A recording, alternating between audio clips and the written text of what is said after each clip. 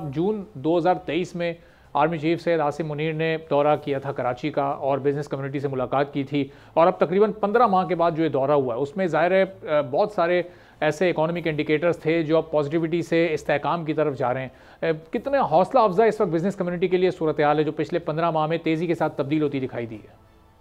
जी बिस्मिल्लाहिर्रहमानिर्रहीम। मैं ये समझता हूँ कि आज से अगर हम 15 माह पहले देखें तो रोज हम ये खबरें सुनते थे कि जी आज पाकिस्तान डिफॉल्ट हो रहा है या कल हो रहा है या पाकिस्तान श्रीलंका बनने जा रहा है। लेकिन उसके बाद हमने देखा कि जिस तरीके से हमारे मुल्क में चीज़ें तब्दील होना शुरू हुई और जिस तरीके से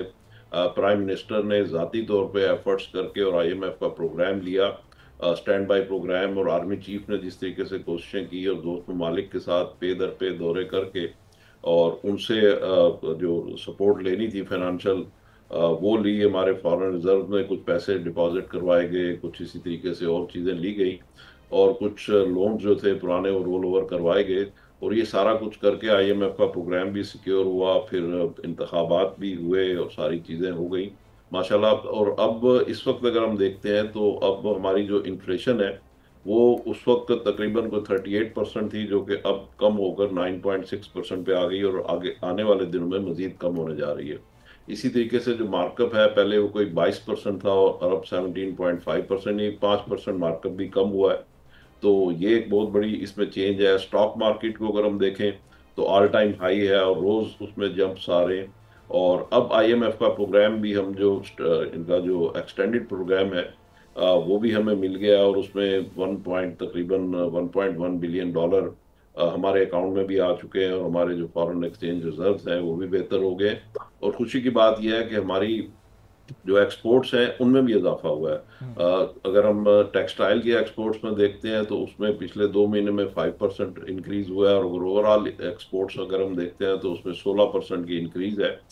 जिसमें राइस भी शामिल है और आईटी की इंडस्ट्री शामिल है, इसकी तरफ फूड आइटम्स और बहुत सारे शामिल है। तो ओवरऑल अगर हम इम्पैक्ट देखते हैं तो हमारी एक्सपोर्ट्स भी बढ़ी हैं, फॉरेन रेमिटेंस भी बढ़ी हैं। तो मुल्क का जो कॉन्फिडेंस है हमारे पाकिस्तानियों का, उनका जो कॉन्फिडेंस है मुल्क के ऊपर वो भी बढ़ा है, ताजिर बिरादरी का कॉन्फिडेंस भी बढ़ा है। आल दो के इस वक्त हमारी जो कॉस्ट ऑफ डूइंग बिजनेस है वो बहुत ज़्यादा है। आर्मी चीफ के सामने भी ये चीज़ रखी गई कि अगर आप हमें कॉस्ट ऑफ डूइंग बिजनेस में स्पेशली बिजली की जो कीमतें हैं उनको अगर आप रैशनलाइज कर लें और कॉम्पिटिटिव कर लें और इसी तरीके से गैस की सप्लाई है ये चीज़ें बेहतर कर दें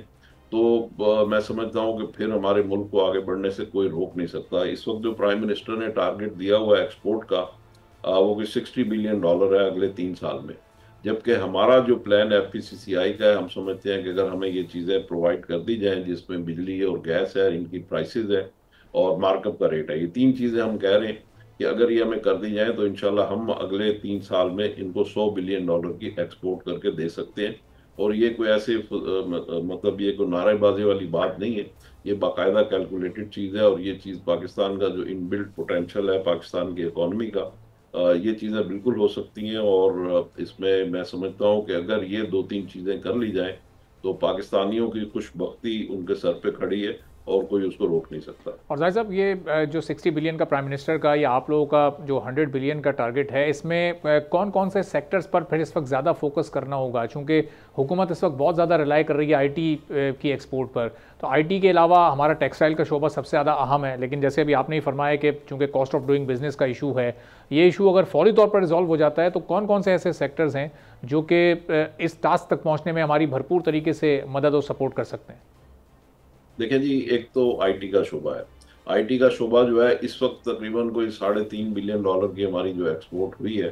अगर इस शोबे को प्रॉपर कर लिया जाए और इसमें हमें जो फॉरेन रेमिटेंस है, जो यानी हमारे जो क्लाइंट्स जो पैसे भिजवाते हैं वो डायरेक्ट पाकिस्तान नहीं आते, अगर उसके लिए सिस्टम सही प्रॉपरली डेवलप कर लिए जाए और आईटी इंडस्ट्री के छोटे मोटे प्रॉब्लम्स हैं, जो बहुत ज़्यादा प्रॉब्लम्स भी नहीं है, इनको थोड़ा सा कंड्यूसिव कर लिया जाए तो पाकिस्तान की जो आईटी एक्सपोर्ट है उसका इस वक्त भी पोटेंशियल कोई तकरीबन 6-7 अरब डॉलर है, जो कि फौरी तौर पर टैप किया जा सकता है। एक तो आईटी में इसको इम्प्रूव करने की ज़रूरत है और once you jump into the $6 billion exports of IT तो फिर उसके बाद आप $10 बिलियन का लैंडमार्क भी रख सकते हैं और वो भी अचीव किया जा सकता है। इसी तरीके से फिर हमारे फूड आइटम्स हैं जिसमें राइस की अभी आपने एक सक्सेस स्टोरी देखी है। तो वो भी एक्सपोर्ट हमारी इस साल डबल हुई है,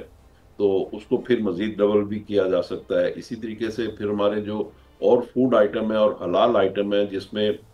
मीट भी शामिल है, जिसमें ये एक नया आइटम आया है हमारा, ये जो तिल होते हैं, तिल की एक्सपोर्ट भी शुरू हो गई है। इसी तरीके से और हमारे जो सीरियल्स हैं और इस टाइप की चीज़ें हैं, वो बहुत बड़ी मिकदार में एक्सपोर्ट की जा सकती हैं। और हलाल की एक बहुत बड़ी मंडी है जो पूरी दुनिया में फ़रोग पजीर है, तो उसमें हम अपना शेयर ले सकते हैं। फिर इसी तरीके से अगर हम टेक्सटाइल की बात करें,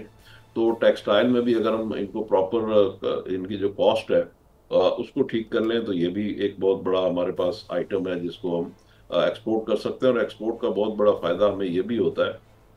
कि हमारी चूंकि ज़राअत इसके साथ वाबस्ता है, और ज़रई हमारी आबादी जो है तकरीबन 60% आबादी हमारी इसमें देहात में है, तो उसका रोज़गार इससे वाबस्ता है। तो जब ये कारोबार चलता है तो इसका मतलब है कि हम अपनी 60% जो पॉपुलेशन है उसको प्रॉपरली हम फीड कर सकते हैं, और उनकी खुशहाली का ज़रिया ये जो कॉटन है ये बनती है। या जो भी ज़रूरी अशिया है, जब उनकी एक्सपोर्ट पे हम आते हैं तो और फिर उनमें वैल्यू एडिशन भी बहुत ज़्यादा होती है, तो इन चीज़ों को हम कर सकते हैं। इसी तरीके से हमारे जूस हैं, फ्रूट्स हैं, इनकी एक्सपोर्ट की बहुत बड़े मौके हमारे पास मौजूद है। तो इन चीज़ों के ऊपर अगर हम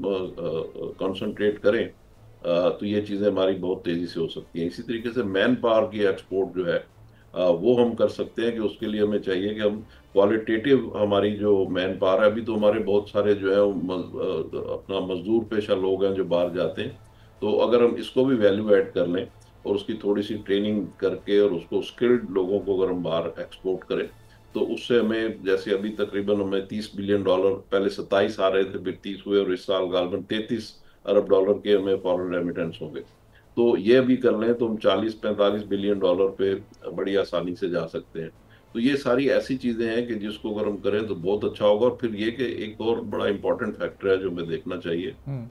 वो ये कि एक तरफ तो हम ये कहते हैं कि पाकिस्तान में पॉलिटिकल इंस्टेबिलिटी है, मगर दूसरी तरफ अगर हम देखें तो अब पॉलिटिकल इंस्टेबिलिटी स्टेबिलिटी में तब्दील होती जा रही है। पिछले 6-8 महीने में अगर हम देखते हैं तो ठीक है, जलसे जुलूस और ये सारी चीज़ें हैं अपनी जगह, लेकिन इसके साथ साथ अगर हम देखें तो जब से ये हुकूमत बनी है फरवरी में, तो उसके बाद से स्टेबिलिटी आती जा रही है सिस्टम के अंदर, और उस स्टेबिलिटी की वजह से ही हमारे बाकी जो चीज़ें हैं, मामलात हैं, वो भी बेहतर हो रहे हैं। सब्सक्राइब करें और बेल दबाएं ताकि कोई खबर रह न जाए।